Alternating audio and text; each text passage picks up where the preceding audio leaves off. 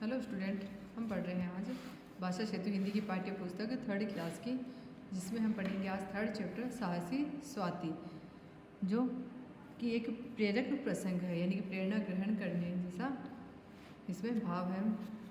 साहसी स्वाति यह पाठ साहसिक प्रसंग पर आधारित है। साहसिक यानी साहस के साथ किया गया कार्य पर आधारित है। इसमें स्वाति नामक एक साहसी लड़की की कहानी है, जिसने अपनी सहपाठिन को पानी में डूबने से बचाया। सहपाठिन यानी साथ में पढ़ने वाली को पानी में डूबने से बचाया था। साहसी स्वाति की कहानी से हमें यह शिक्षा मिलती है कि कठिनाई के समय हिम्मत और सूझबूझ से काम लेना चाहिए। कि चाहे कोई सी भी कठिनाई हो, कोई भी मुसीबत हो, तो उस समय हमें साहस से काम लेना चाहिए, घबराना नहीं चाहिए। पाठ शुरू करते हैं।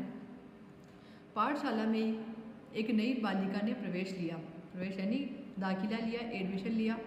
अध्यापिका ने कक्षा में उसका परिचय करवाया, यानी कि जान पहचान करवाई कि कौन है वो, कि यह स्वाति है, अब इसी कक्षा में पढ़ेगी।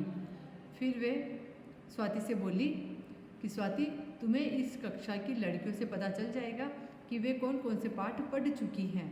तुम इनकी सहायता से उन पाठों को तैयार कर सकती हो। जो अध्यापिका थी, उन्होंने सभी से स्वाति का परिचय करवाया कि यह स्वाति है और अब इसी कक्षा में पढ़ेगी। और स्वाति को उन्होंने कहा कि तुम इस कक्षा की लड़कियों से पता कर लेना है कि कौन कौन से पाठ पढ़ चुके हैं। स्वाति सुंदर थी, वह चुप चुप सी रहती थी। उसकी कक्षा की लड़कियां उससे मित्रता करना चाहती थी, परंतु वह उनसे दूर दूर ही रहती थी। कि स्वाति सुंदर थी, लेकिन वो चुप चुप सी रहती थी, यानी कि वह किसी से बात नहीं करती थी। और उसकी कक्षा की जो लड़कियां थी, वो सभी उससे मित्रता यानी दोस्ती करना चाहती थी, लेकिन वह उन सबसे दूर दूर ही रहती थी। लड़कियों को लगा कि स्वाति बहुत घमंडी है, अतः उन्होंने उसकी ओर ध्यान देना छोड़ दिया। कि पहले तो लड़कियां सभी कक्षा की सभी लड़कियां उससे बात करना चाहती थी, लेकिन स्वाति उनसे बात नहीं करती थी और उनसे दूर दूर रहती थी। तो लड़कियों को लगा कि यह तो बहुत ही घमंडी है, तो उन्होंने भी उससे बात करना छोड़ दिया। आगे देखिए। एक दिन पाठशाला के बच्चों को पिकनिक पर ले जाने का निश्चय किया गया। कि पिकनिक यानी कि घुमाने ले जाने के लिए निश्चित किया।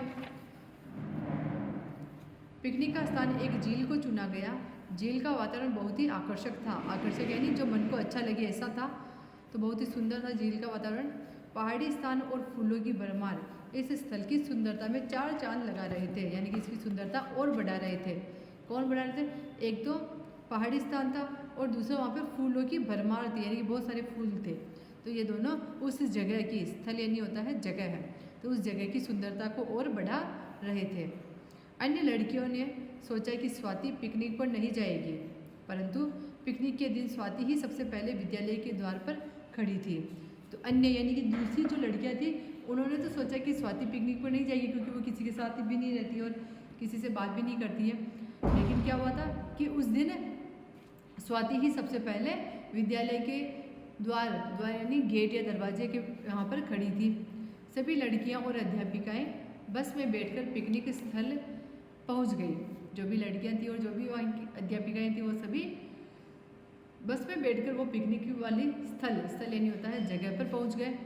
एक अच्छा स्थान देखकर अध्यापिका ने दरिया बिछवा दी। कुछ लड़कियां वहां बैठकर हंसी मजाक करने लगी और कुछ घूमने निकल गई। पिकनिक मनाने गए थे सभी, तो कुछ लड़कियां तो हंसी मजाक कर रही थी और कुछ घूमने के जो आसपास की जगह थी वो देखने के लिए निकल गई। स्वाति आज भी अपनी सहपाठिनों से अलग अकेली घूम रही थी। अब पिकनिक पर जाने के बाद भी वो स्वाति जो थी वो उन लड़कियों के साथ नहीं थी, वो उस समय भी अकेली ही घूम रही थी। वह एक फूल के पौधे के पास जाकर बैठ गई। अचानक थप्प की आवाज़ आई, आवाज़ हुई और एक चीख गूंज उठी। स्वाति उठकर तेजी से आवाज़ की ओर दौड़ी कि जिधर से आवाज़ आ रही थी उधर वो दौड़ कर गई। स्वाति आगे झील के किनारे उसे एक लाल कपड़ा दिखाई दिया। झील के किनारे पर उसे एक कौन सा कपड़ा? लाल रंग का कपड़ा दिखाई दिया। वह उधर ही दौड़ने लगी। झील के पास पहुंचते ही उसे बचाओ बचाओ की आवाज़ सुनाई दी। उसने देखा कि उसकी कक्षा की एक लड़की नीरू झील में गिर पड़ी है। क्या देखा उसने कि जो उसकी क्लासमेट थी, उसके साथ पढ़ती थी नीरू, वो झील के अंदर गिर गई है और झील में उस स्थान पर पानी कम और कीचड़ अधिक थी। जहाँ पर नीरू गिरी थी वहाँ पर पानी तो कम था लेकिन कीचड़ बहुत ज़्यादा था। वह भाग दलदल बना हुआ था।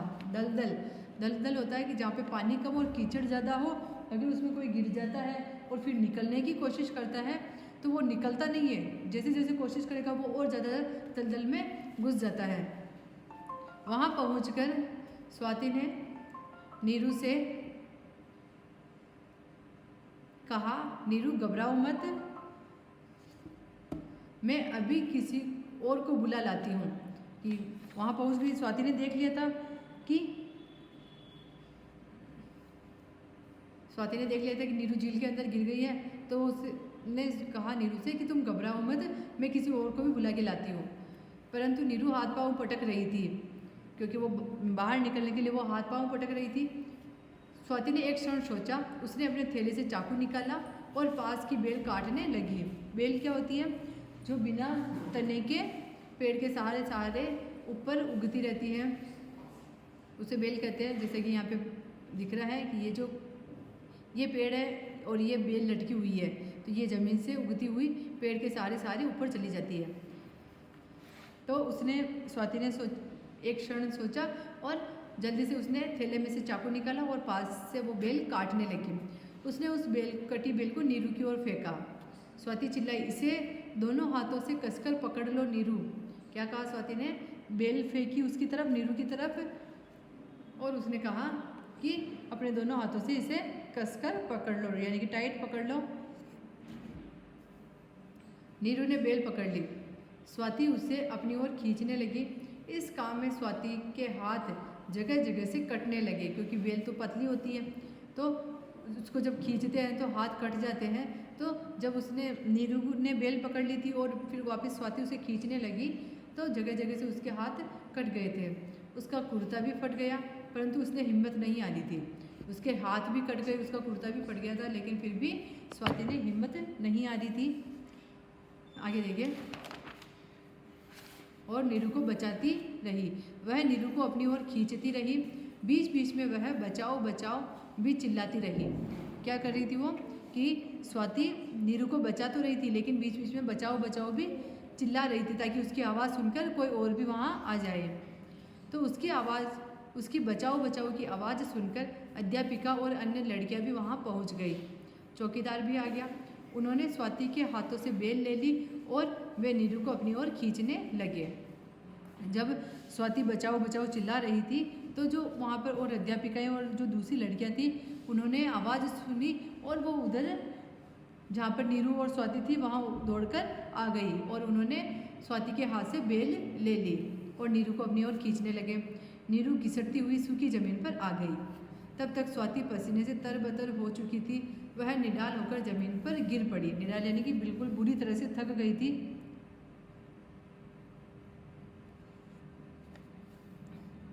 जमीन पर गिर गई थी। अध्यापिका ने स्वाति के मुंह पर पानी के छींटे मारे, तब वह होश में आई।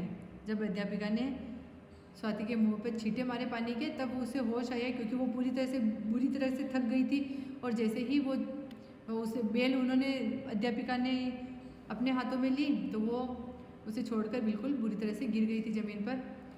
सभी लड़कियां और अध्यापिकाएं स्वाति को प्रशंसा की दृष्टि से देख रही थी, यानी कि उसका प्रशंसा करते हुए ऐसी नज़र से उसे देख रही थी। अध्यापिका ने स्वाति को शाबाशी दी। नीरू ने स्वाति को धन्यवाद देते हुए कहा, आज तुम न होती तो मैं अपने प्राणों से हाथ धो बैठती। हम तो तुम्हें घमंडी समझती थी, पर तुम तो सच्ची मित्र निकली। क्या कहा उसने? नीरू ने कि अगर आज तुम नहीं होती तो मैं तो अपने प्राण खो देती, मतलब मेरी मृत्यु हो जाती, मर जाती मैं तो आज। तो हम तो तुझे घमंडी समझते थे, क्योंकि वो किसी से बात नहीं करती थी, इस वजह से वो सारी लड़कियां उसे घमंडी समझती थी, लेकिन वह तो सच्ची मित्र निकली। स्वाति ने शर्माते हुए कहा कि नहीं, ऐसी बात नहीं है, मुझे किसी से बात करने में संकोच होता है। संकोच होता है यानी कि झिझक होती है, डर लगता है। तो तभी एक लड़की बोल पड़ी, तब तो हम तुम्हें शर्मिली कहा करेंगे, क्योंकि उसे दूसरों से बात करने में शर्म आती थी। संकोच होता था, तो उस लड़की ने कहा कि तब तो हम तुम्हें शर्मिली कहेंगे। सभी लड़कियां ठहाका मारकर हंस पड़ी, सभी जोर जोर से हंसने लगी। आगे है इस पाठ के शब्दार्थ। पाठ हमने पढ़ लिया है पूरा, साहसी स्वाति, जिसमें स्वाति के साहस के बारे में बताया है कि उसने किस प्रकार नीरू की जान बचाई थी। अब देखिए शब्द भंडार में शब्दार्थ। प्रवेश, इसका अर्थ होता है दाखिला। परिचय, इसका अर्थ होता है जान पहचान। सहायता, इसका अर्थ है मदद। मित्रता, इसका अर्थ है दोस्ती। निश्चय, इसका अर्थ होता है पक्का इरादा। आकर्षक, इसका अर्थ होता है सुंदर। स्थल, इसका अर्थ है स्थान। बेल, इसका अर्थ होता है बिना तने का पौधा। निढाल, इसका अर्थ होता है बुरी तरह थक जाना। प्रशंसा, इसका अर्थ होता है बढ़ाई। संकोच, इसका अर्थ होता है झिझक। तो ये शब्दार्थ है इसके जो इस पाठ में आए थे। अब देखिए आगत शब्द। आगत यानी जो दूसरी भाषा से आए हुए हैं। पिकनिक, आवाज़, चौकीदार, कसकर, दरिया, जगह जगह, होश, मजाज, मजाक, हिम्मत, शाबाशी, तेजी, जमीन, शर्माते।